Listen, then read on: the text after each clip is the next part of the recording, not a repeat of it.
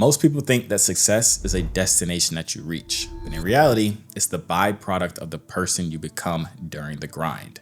So if you aren't profitable yet, it's likely your routine. It's not the strategy that's failing you.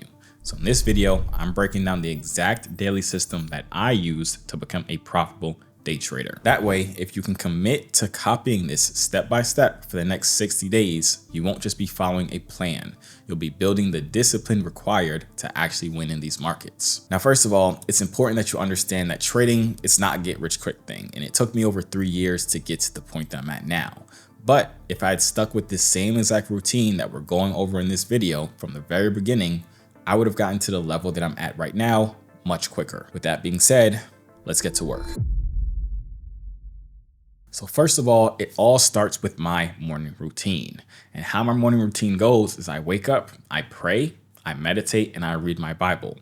Reason being is because God is the number one thing that is in my life, and I need to keep that perspective in mind. I know in this society, it's all about grinding, it's all about getting to the money, but when the end of all this happens, money is not the thing that we're thinking about. So it helps put in perspective the things that actually matter. It also helps me get in the right mind frame of not chasing money. Money is simply just the payment for the person that I've become. So it's very important for me that that's how I start my day off. I've literally done that for the past 12 years of my life, and I won't be stopping anytime soon. The next step is you have to be indulging yourself in as much of trading as possible, as much trading content as possible, whether it's courses, whether it's YouTube videos, whether it's talking to your mentors. You have to be getting as much time inside of learning as you can. It's like any other skill. The more time you put into learning it, the faster you'll learn it, the more you'll understand it. So every day I would spend at least 2 hours consuming some type of trading content to help me sharpen my skills, learn more, and just be able to add different tips and tricks to my arsenal that will ultimately just make me a better trader. Now, step number 3. This one is extremely overlooked. I've never heard a single person talk about it, but I think it's one of the most beneficial things that you can do as a trader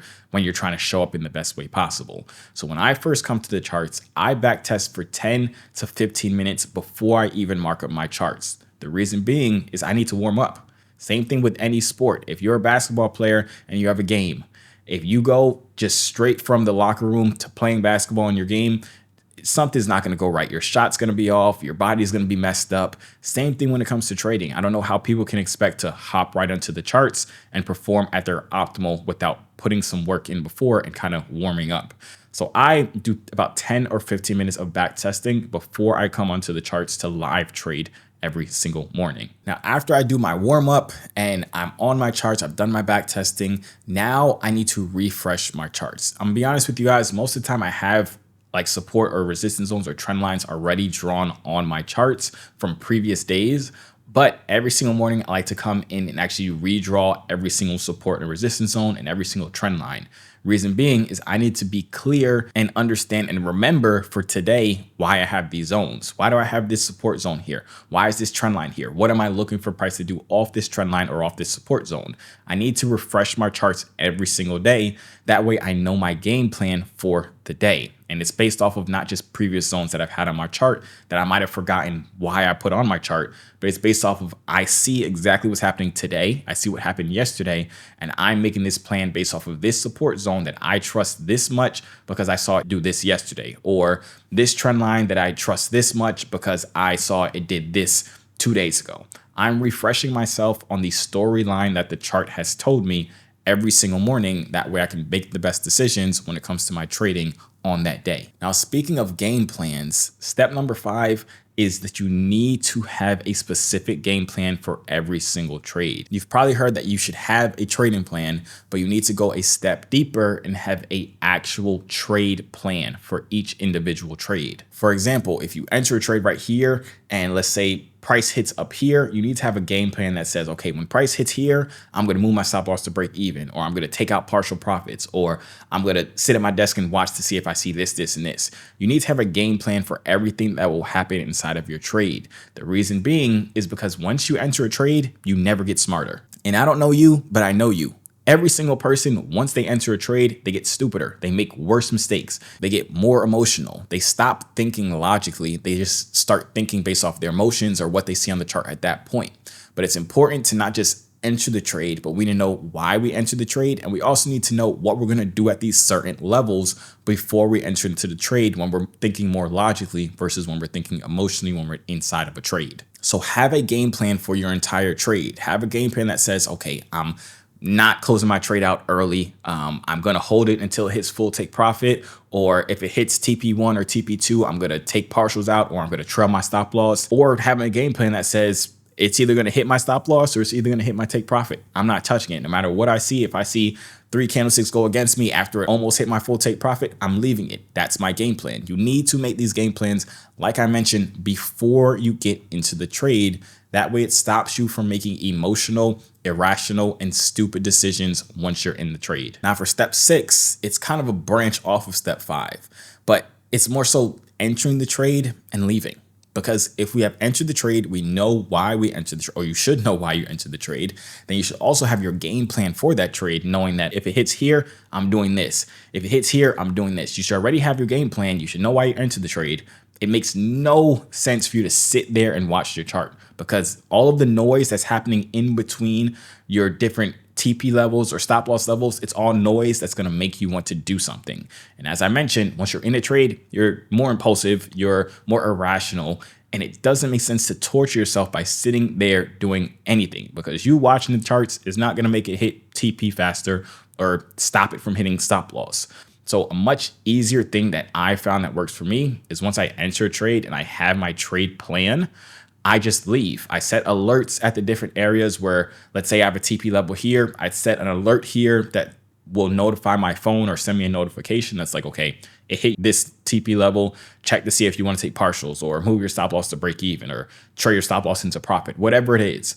But just having all that set up beforehand, then walking away, go ride a bike, go jump in the pool, go play video games or something like that. We all came into trading to have as much freedom as possible, but yet most people spend 13 hours a day looking at their charts. And even if they're in a trade for 2 hours, you shouldn't be staring at your chart for 2 hours. There's literally no reason for you to stare at your charts for 2 hours once you have your trade plan already sorted out. So trust me, enter your trade, trust your trade plan, walk away. Trading is a lot more stress-free once you do it that way. Tip number 7 is journaling. People come to me all the time and ask me, what was that thing you did? What was that one thing you did that allowed you to actually become profitable? That was like that switch inside of your head to allow you to become profitable. It was journaling, because ultimately trading is all about data. It's all about stats. It's all about, okay, I have a trading strategy that has a 50% win rate with a 3-to-1 risk to reward ratio. If I do this, this, and this, we need to have as much data as possible to be able to make educated decisions and have a good system, a good trading strategy. And the only way we get that is by journaling our trades. If you be honest right now, if you try and think back on the trade you took yesterday, yeah, you can remember it. What about the trade you took 2 days ago? Yeah, you can remember it. What about a week ago? What about 2 weeks ago? What about a month ago?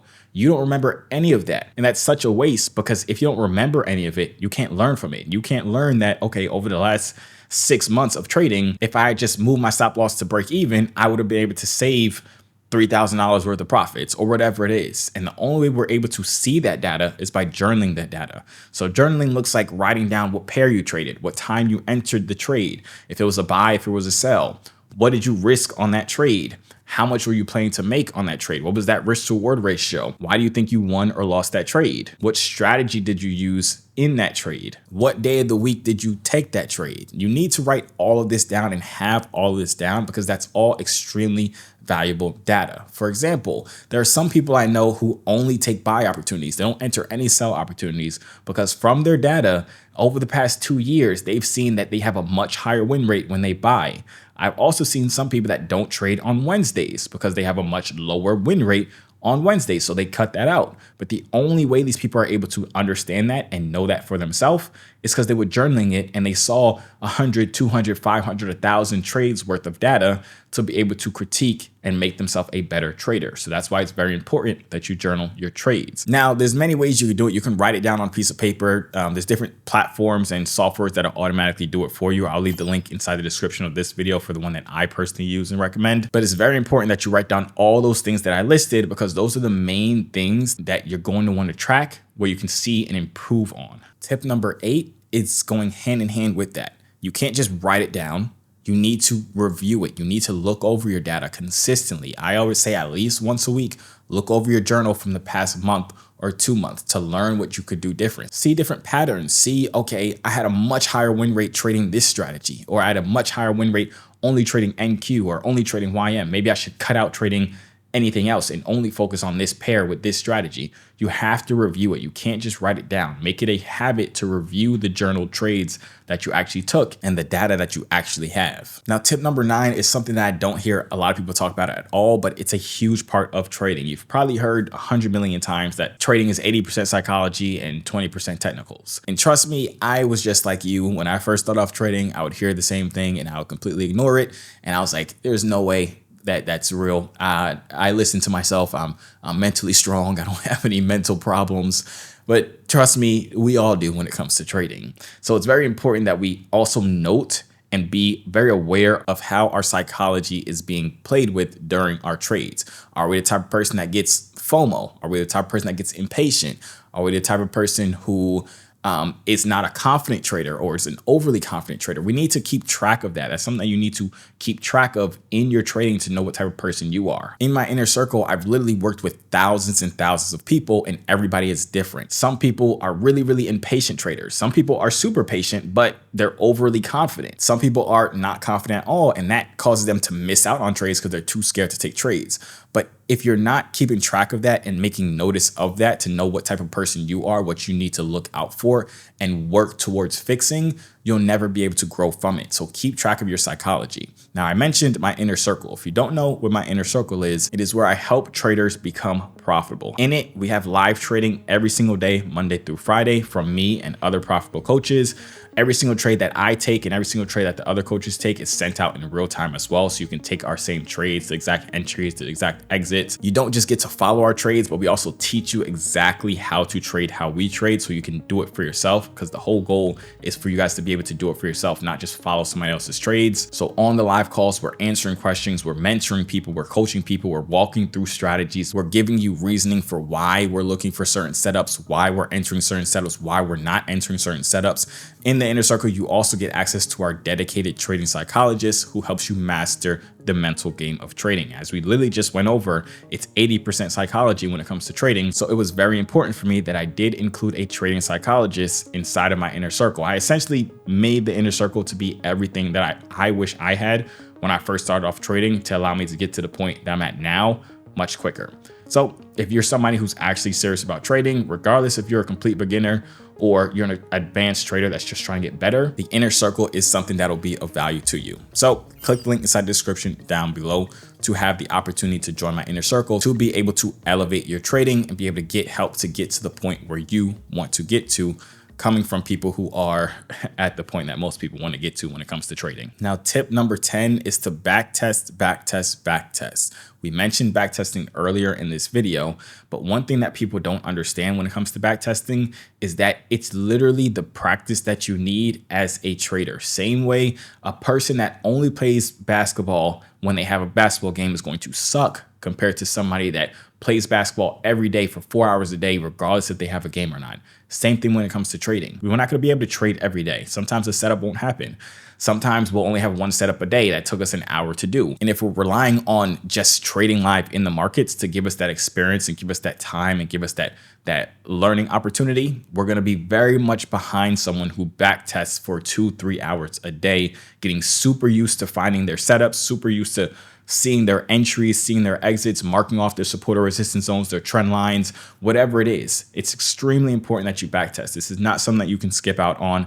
Honestly, back when I first started off trading, I probably went overboard. I used to backtest for like 12 hours a day. I just throw music on and backtest. It used to be really fun for me, but it was pretty bad for my health, I would assume, because every time I closed my eyes, I would see candlesticks. It was pretty bad. But it's extremely important that you do backtest. You don't have to do 12 hours a day, but if you could do an hour, 2 hours a day, you're going to see a huge improvement in not just your trading, but your confidence in your trading.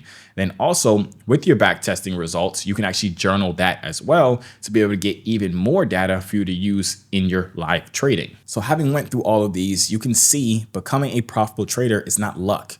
It's about a repeatable daily system that forces you to do the same things over and over and over again. Now I know what you're thinking. Okay, I'm ready to commit to this 60-day routine, but how do I actually scale this into a career without having to risk all my own personal savings? Not everybody has a bunch of money to be able to put into trading, but that's exactly why I made this video right here. In this video, I show you how to combine the disciplined routine that we literally just went over with the power of using other people's money to generate some serious payouts. So click this video right here. I'll see you there. It's the next best step.